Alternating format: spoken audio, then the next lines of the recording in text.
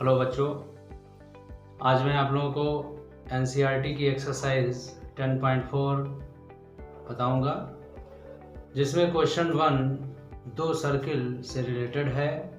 दोनों ही सर्किल आपस में इंटरसेक्ट हो रहे हैं और इंटरसेक्ट होने के बाद में उनको 2 पॉइंट मिल रहे हैं। इंटरसेक्शन पॉइंट उसके 2 हैं और दोनों पॉइंट को जब आपस में ज्वाइन करते हैं तो आपको कॉर्ड मिलता है और कॉर्ड की जो लेंथ है वो आपसे पूछी गई है। तो चलिए देखते हैं कि ये क्वेश्चन कैसे सॉल्व होगा। और यहाँ पर आपको बता दें कि हमारे ऑब्जर्वेशन में ये आया है कि कुछ बच्चों का कॉन्सेप्ट इस क्वेश्चन के लिए थोड़ा डाउटफुल रहता है। जैसा कि बच्चों ने ही हमको ये बात बताई कि इस क्वेश्चन में कॉन्सेप्ट क्लियर नहीं हो पा रहा है और फिगर बनाने में ही मिस्टेक होती है। तो हम एक आपको ऐसा तरीका बताएंगे कि फिगर बनाने में और इसके कॉन्सेप्ट को समझने में आपको कोई भी मिस्टेक नहीं होगी। और उस कॉन्सेप्ट को समझते हैं कैसे फिगर बनेगा और कैसे क्वेश्चन सॉल्व होगा। सबसे पहले यहाँ पर एक रेडियस 5 सेंटीमीटर का बड़ा सर्किल आपको बनाना है। तो ये आप सबसे पहला काम करेंगे, एक बड़ा सा सर्किल 5 सेंटीमीटर रेडियस का आप बना लीजिए। ये आपने बना लिया, 5 सेंटीमीटर रेडियस का है। और इसमें सबसे पहला काम आपका होना चाहिए कि अगर ये 5 सेंटीमीटर का है तो इसके 5 इक्वल मार्क आप कर दीजिए ताकि फिगर बनाने में कोई मिस्टेक ना हो। 1 2 3 4 और 5, ये 5 इक्वल मार्क कर लिए हैं ताकि जो फिगर है उसमें कोई मिस्टेक ना हो। दूसरी चीज इन्होंने कही है कि 3 सेंटीमीटर रेडियस का एक दूसरा भी सर्किल है जो इसको इंटरसेक्ट कर रहा है। ठीक है, हम इसको भी समझते हैं। और एक जो सबसे इम्पोर्टेंट बात इन्होंने कही है वो ये कही है कि जो दोनों सर्किल के जो सेंटर हैं उनके बीच की जो डिस्टेंस है वो 4 सेंटीमीटर है। इस बात को समझना आपके लिए बहुत ही ज़रूरी है। और यहाँ पर हम आपसे यही बात करना चाहेंगे कि अगर दूसरा सर्किल जो है उसका सेंटर और इसका सेंटर 4 सेंटीमीटर है तो ऑब्वियसली जो दूसरा सर्किल होगा वो उसका सेंटर इस सर्किल के अंदर ही होगा, क्योंकि ये आपका जो बड़ा सर्किल है ये 5 सेंटीमीटर डिस्टेंस का है। तो दूसरा जो सर्किल है उसकी डिस्टेंस 4 सेंटीमीटर है। तो 1 2 3 4 सेंटीमीटर डिस्टेंस पर कहीं यहाँ उसका पॉइंट ओ डैश, ये पॉइंट जो है वो दूसरे सर्किल का सेंटर है। यानी कि अगर ये डिस्टेंस अगर आपकी पूरी 5 है ए तक, तो ये जो डिस्टेंस है ये 4 सेंटीमीटर की होगी। ये वाली डिस्टेंस ये 4 सेंटीमीटर की होगी आपकी, ऐसा क्वेश्चन में कहा गया है। और अब इन्होंने कहा है कि जो दूसरा सर्किल है उसकी जो रेडियस है वो 3 सेंटीमीटर है। तो ये आपका सेंटर आपको मिल चुका है दूसरे सर्किल का। और इस दूसरे सर्किल का अगर रेडियस 3 सेंटीमीटर है तो 1 2 3, और इधर से भी हम काउंट कर लेते हैं 1 2 3। कुछ इस तरह से आपको एक सर्किल बनाना है। कुछ इस तरह से आपको एक सर्किल बनाना है।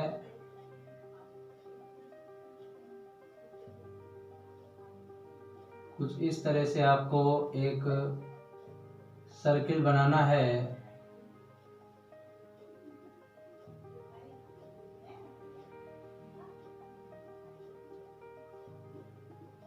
कि इधर से भी 3 सेंटीमीटर रेडियस बने इस सेंटर के लिए और इधर से भी 3 सेंटीमीटर की रेडियस बनती है। और ये आपका जो है पॉइंट बी और सी आ चुका है, ये आपका तैयार हो जाता है। अब स्टूडेंट आप एक चीज ध्यान देंगे यहाँ पर कि अगर हम बी से सी को ज्वाइन कर दें, अगर बी से सी को ज्वाइन कर दें तो कुछ इस तरह का एक स्ट्रेट लाइन आपको मिलता है। ये आपको स्ट्रेट लाइन मिल चुका है। और अगर हम इस O से B को ज्वाइन कर दें तो ये बड़े सर्किल का रेडियस है, बड़े सर्किल का रेडियस है। और आपको पता है कि ये जो रेडियस है ये 5 सेंटीमीटर का है, जैसा कि क्वेश्चन में बताया गया था। ये 5 सेंटीमीटर का रेडियस है। और जो छोटा सर्किल है उसके सेंटर से लेकर सर्कमफेरेंस की जो डिस्टेंस है वो 3, वही रेडियस है जो कि यहाँ पर 3 होगी। ये आपने यहाँ पर 3 बना दिया। और O और O' जो है वो 4 क्वेश्चन में दी गई थी। सारी बातें यहाँ पर क्लियर हो गई हैं। और अब आप कह सकते हैं कि जो OB है वो 5 सेंटीमीटर है और O' जो है वो 4 सेंटीमीटर है, यानी कि दोनों के सेंटर के बीच की डिस्टेंस। और जो छोटे सर्किल का जो रेडियस है O' ये आपका जो है 3 सेंटीमीटर है। इस तरह से 3 डिस्टेंसेस आपके पास में हैं। और ये 3 डिस्टेंसेस कहीं ना कहीं एक ट्रायंगल यहाँ पर बना रही हैं। और ट्रायंगल आप देखते हैं कि इन ट्रायंगल OO'B, इस ट्रायंगल की अगर हम बात करें जिस पर हम यहाँ पर टिक लगा रहे हैं, ये ट्रायंगल अगर हम इसकी बात करते हैं तो इस ट्रायंगल में सबसे बड़ी साइड 5 है। और हम देखते हैं कि अगर हाइपोटेन्यूज का स्क्वायर जो है वो अदर 2 साइड के स्क्वायर सम के बराबर हो, perpendicular square plus base square के, तो वो जो ट्रायंगल होता है वो राइट एंगल ट्रायंगल होता है।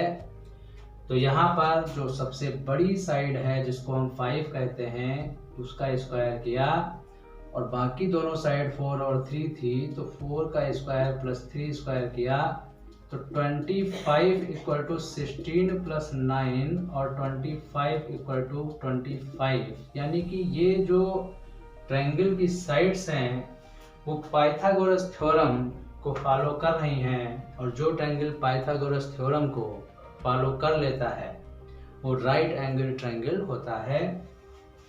तो यहाँ पर लिखेंगे विच satisfies Pythagoras theorem, which implies triangle OO'B is right angled triangle. ये आपका राइट एंगल ट्रायंगल है। और आपको पता है कि हाइपोटेन्यूज के जस्ट सामने का जो एंगल होता है वो राइट एंगल ट्रायंगल के लिए 90 डिग्री होता है। तो ये आपका लॉन्ग हाईएस्ट जो है लेंथ थी इसकी 5 और इसके जस्ट सामने का जो एंगल ये आपको मिला है O', ये अब आपका 90 डिग्री आ चुका है।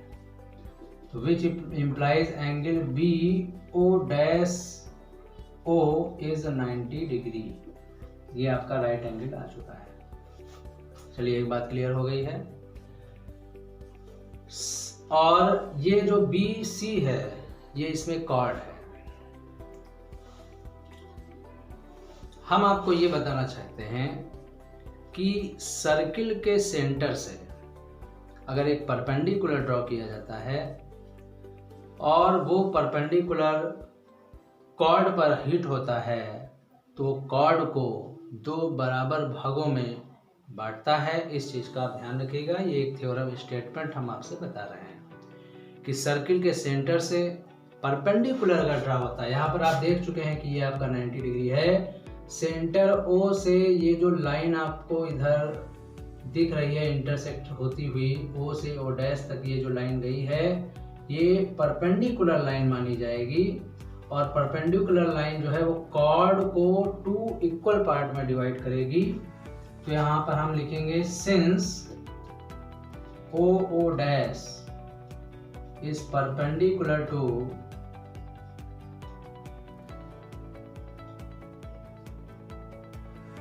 BC, O' is perpendicular to BC, which implies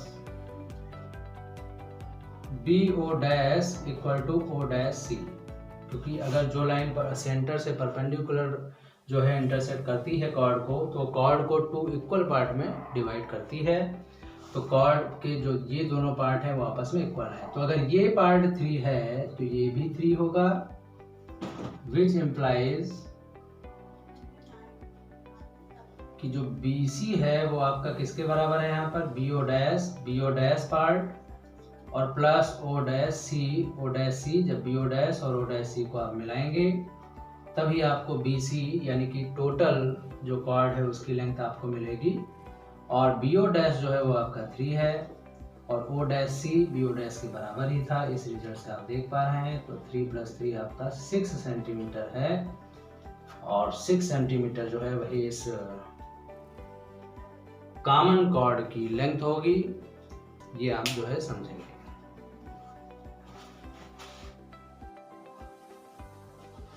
तो अब बढ़ते हैं क्वेश्चन नंबर 2 की ओर, जिसमें 2 इक्वल कॉर्ड है। सर्किल हमारा क्वेश्चन 2 में एक ही है और उस सर्किल में 2 इक्वल कॉर्ड हैं, वो आपस में इंटरसेक्ट हो रहे हैं और हमको इसमें ये बताना है कि जो करस्पॉन्डिंग कॉर्ड हैं वो आपस में इक्वल होंगे, ये हमको इसमें प्रूव करना है। तो चलिए समझते हैं इस क्वेश्चन में। और यहाँ पर सर्किल एक ही है, एक सर्किल आपने बना लिया और इस सर्किल में इन्होंने कहा है कि 2 इक्वल कॉर्ड लीजिए और उन दोनों इक्वल कॉर्ड को आप इंटरसेक्ट करवाइए। चलिए करवाते हैं। एक हमने ये कॉर्ड ले लिया, एक हमने ये कॉर्ड ले लिया और एक जो है हमने ये कॉर्ड ले लिया। इस तरह से कोई 2 कॉर्ड ले लिए हमने। इस कॉर्ड का नाम हमने AB रखा और इस कॉर्ड का नाम हमने CD रखा। इन्होंने कहा है कि दोनों कॉर्ड आपस में इंटरसेक्ट हो रहे हैं। हमने माना कि किसी O पॉइंट पर वो इंटरसेक्ट हो गए हैं।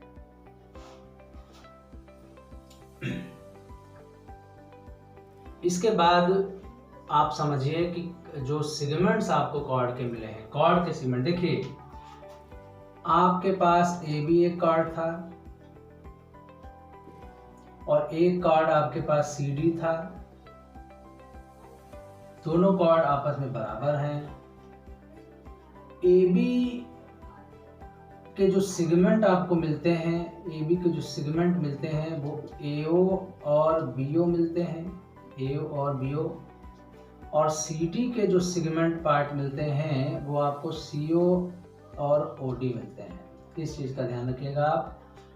और इन्होंने कहा है कि जो करस्पॉन्डिंग सेगमेंट्स हैं, यानी कि पहले कॉर्ड के जो सेगमेंट हैं और उसके करस्पॉन्डिंग दूसरे कॉर्ड के सेगमेंट हैं, वो आपस में बराबर होने चाहिए। ये आपको प्रूव करना है। यानी कि पहले कॉर्ड का जो AO है, जो कि स्मॉलर सेगमेंट है यहाँ पर, और दूसरे कॉर्ड का जो स्मॉलर सेगमेंट है CO, यानी कि AO और CO आपको बराबर दिखाना है। और इसी तरह से BO और OD आपको बराबर दिखाना है। इसको हम कहेंगे करस्पॉन्डिंग सेगमेंट कॉर्ड। तो हम यहाँ पर सबसे पहले जो 2 इक्वल कॉर्ड्स हैं हम लिखते हैं कि लेट 2 इक्वल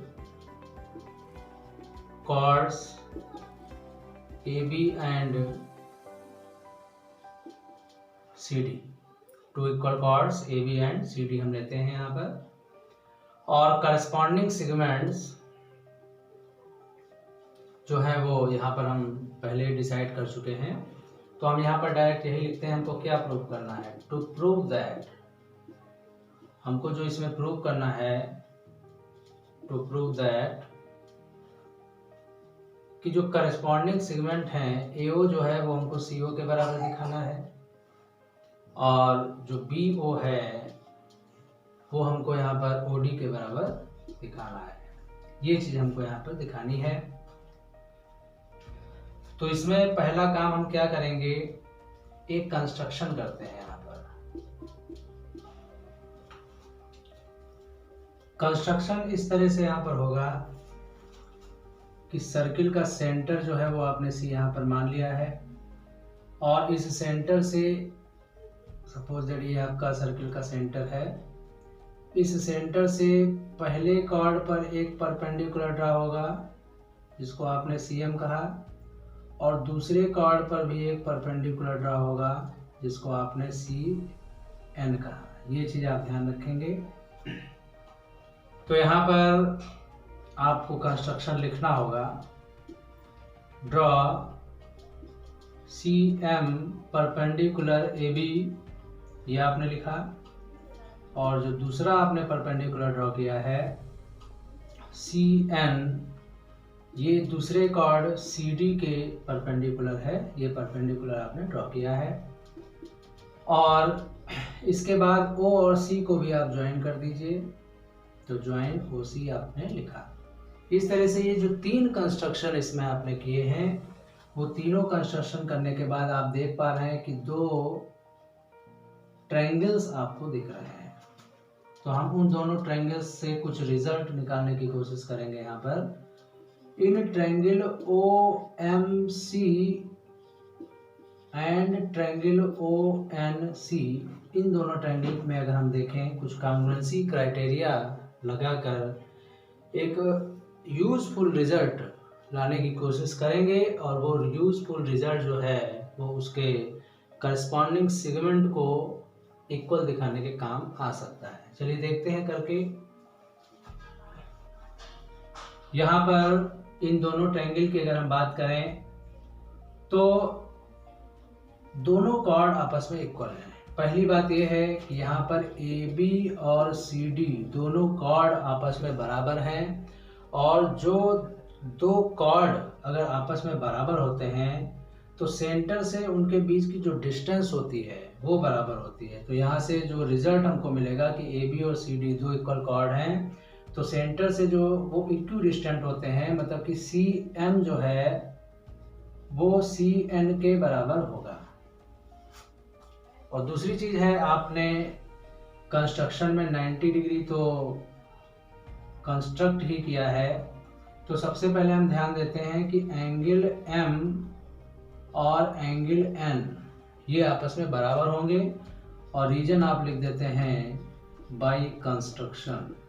ये आपने कंस्ट्रक्शन किया है, तो ये इसका एक रीजन हो गया। दूसरी चीज देखते हैं कि 90 के जस्ट सामने की साइड OC है पहले ट्रायंगल में, तो हमने लिखा है यहाँ पर OC, और दूसरे ट्रायंगल में भी 90 डिग्री के जस्ट सामने की साइड OC है, और ये दोनों आपस में दोनों ही ट्रायंगल के लिए कॉमन है, तो यहाँ पर हम कॉमन लिख देते हैं। ये रिजल्ट हमारा कॉमन है।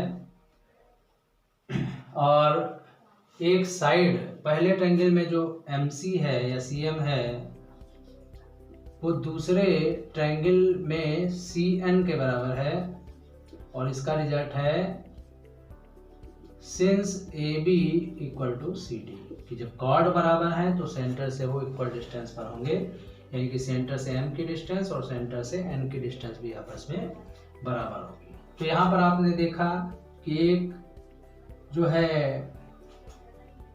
M और N आपका बाई कंस्ट्रक्शन 90 डिग्री है, यानी कि राइट एंगल की कंडीशन है। राइट एंगल के जस्ट सामने की साइड जो है OC कॉमन है, यानी कि हाइपोटेन्यूज की कंडीशन जो है वो यहाँ पर आ रही है, और एक साइड CM और CN भी दोनों ट्रायंगल में बराबर पाई जा रही हैं। और जब 2 ट्रायंगल में एक एंगल 90 डिग्री आपको मिल जाता है, एक हाइपोटेन्यूज जो है वो आपकी जो है इसमें बराबर मिलती है, और एक साइड मिलती है, तो हमको जो क्राइटेरिया यहाँ पर खोजना था बाई RHS क्राइटेरिया ऑफ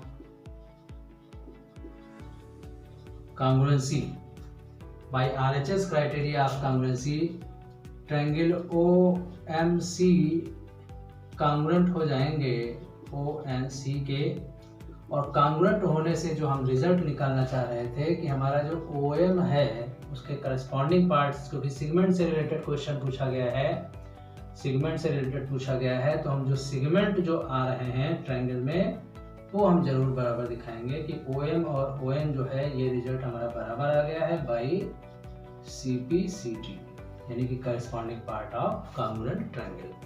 जब ट्रायंगल कांग्रुएंट हो जाते हैं तो उसके करस्पॉन्डिंग पार्ट बराबर दिखाते हैं, तो उस करस्पॉन्डिंग पार्ट को हमने बराबर दिखाया है जो सेगमेंट के पार्ट में आ रहे थे।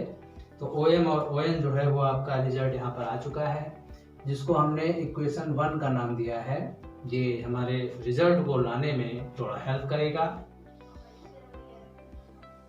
और दूसरी चीज यहाँ पर ये है कि सेंटर से जब परपेंडिकुलर ड्रॉ होता है कॉर्ड पर, तो कॉर्ड को 2 इक्वल पार्ट में डिवाइड करता है। तो यहाँ पर अगर ये रिजल्ट का यूज करें हम, तो हम ये पाएंगे कि AM इक्वल टू MB, एक तो रिजल्ट आपको ये मिलेगा AM इक्वल टू MB, और ये दोनों इक्वल हैं तो पूरे AB कॉर्ड के हाफ होंगे, हाफ AB, एक तो आपको ये रिजल्ट मिलता है। और इसी तरह सेंटर से इस कॉर्ड पर भी परपेंडिकुलर CN आपको मिला है, एंड जो CN और ND हैं वो भी आपस में बराबर होंगे। CN और ND ये भी आपस में बराबर होंगे, और ये पूरे कॉर्ड के जब ये हाफ हाफ पार्ट बराबर हैं तो पूरे कॉर्ड के ये हाफ पार्ट माने जाएंगे, तो हाफ CD हम लिख सकते हैं। तो यहाँ पर आप एक चीज ध्यान देंगे कि AB और CD अगर बराबर हैं तो हाफ AB और हाफ CD भी आपस में बराबर होंगे। तो यहाँ से आप रिजल्ट क्या निकाल सकते हैं कि AM और CN भी आपस में बराबर है। देखिए ये इसके बराबर है और ये इसके बराबर है। यहाँ पर CN ND के बराबर है और ND हाफ CD के बराबर है। जब ये दोनों चीजें आपस में बराबर हैं, जब ये दोनों चीजें आपस में बराबर हैं, तो ये सब आपस में बराबर हो जाएंगे। तो यहाँ से आपको रिजल्ट मिला कि AM जो है वो CN के बराबर होगा, एंड MB जो है वो ND के ही बराबर होगा, क्योंकि हमको करस्पॉन्डिंग सेगमेंट जो है वो इक्वल दिखाने हैं। तो ये रिजल्ट दिखाना हमारे लिए ज़्यादा जरूरी था, तो इसको हमने इक्वेशन 2 कह दिया और इसको हमने इक्वेशन 3 कह दिया। ये 3 रिजल्ट आपके सामने आ चुके हैं। और अब हमको जो प्रूफ करना था, हमको AO और CO को बराबर दिखाना था। तो AO जो है वो हम फिगर में देखेंगे कहाँ पर है, ये रहा AO। ये जो पार्ट है ये आपका AO है, और AO हमको कैसे मिलेगा अगर हम AM से OM को हटा दें। ध्यान दीजिएगा, आपको AO ये रिजल्ट आपको बराबर दिखाना है। ये रिजल्ट आप देख सकते हैं। AO जो है वो आपको कैसे मिलेगा अगर हम AM से OM को हटा दें। AM से OM को हटा दें तो हमको जो है OA मिलेगा। तो AM जो है वो आपका यहाँ पर है इक्वेशन 2 में, और OM जो है इक्वेशन 1 में है। तो हम क्या करते हैं, 2 - 1 हमको करना पड़ेगा। तो AM - 1 में रिजल्ट OM था, और इक्वल टू CN माइनस, और रिजल्ट इधर RHS में ON है। और AM से OM जब माइनस किया आपने, AM से OM हटा दिया तो आपको OA मिला, जो कि आपने यहाँ पर लिखा।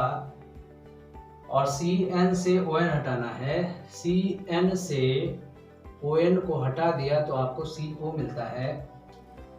और यही जो करस्पॉन्डिंग सेगमेंट है वो आपको बराबर यहाँ पर दिखाना था। यहाँ पर आपको प्रूव रिजल्ट मिल चुका है। दूसरा हमको BO और OD भी बराबर दिखाना है। फिगर में हम देखेंगे कि BO है क्या। BO क्या है, OM और MB को जब जोड़ेंगे आप तब आपको BO मिलता है। तो ये रहा OM यानी कि इक्वेशन 1, और MB आपका इक्वेशन 3 में है। तो हम 1 + 3 रिजल्ट लाएंगे, और 1 हमारा जो है वो OM है, और 3 का रिजल्ट MB है लेफ्ट साइड में, और राइट साइड में ON है, और उसका राइट साइड में रिजल्ट ND है। और OM और MB को आप जोड़िए तो आपको OB मिलता है, और ON और ND को जब आप जोड़ेंगे ON और ND को तो आपको OD मिलेगा। और ये भी जो है करस्पॉन्डिंग सेगमेंट है, और ये भी आपका जो है प्रूफ हो गया। तो इस तरह से आपने देखा कि किस तरह से जो है करस्पॉन्डिंग सेगमेंट को बराबर दिखाने के लिए जो चीज़ें की गई हैं, यहाँ पर कंस्ट्रक्शन का भी यूज हुआ है। और कंस्ट्रक्शन का यूज जो है वो आप समझ गए होंगे किस तरह से जो है ज़रूरत पड़ती है, कांग्रुएंसी क्राइटेरिया का यूज क्यों होता है यहाँ पर, और CP/CT से हम किस रिजल्ट को लिखते हैं, इस चीज़ का स्किल जो है वो डेवलप करना बहुत ज़रूरी था। और इसीलिए हमने सभी स्टेप्स को यहाँ पर दिखाया है। तो ये क्वेश्चन 2 भी आपका कंप्लीट होता है।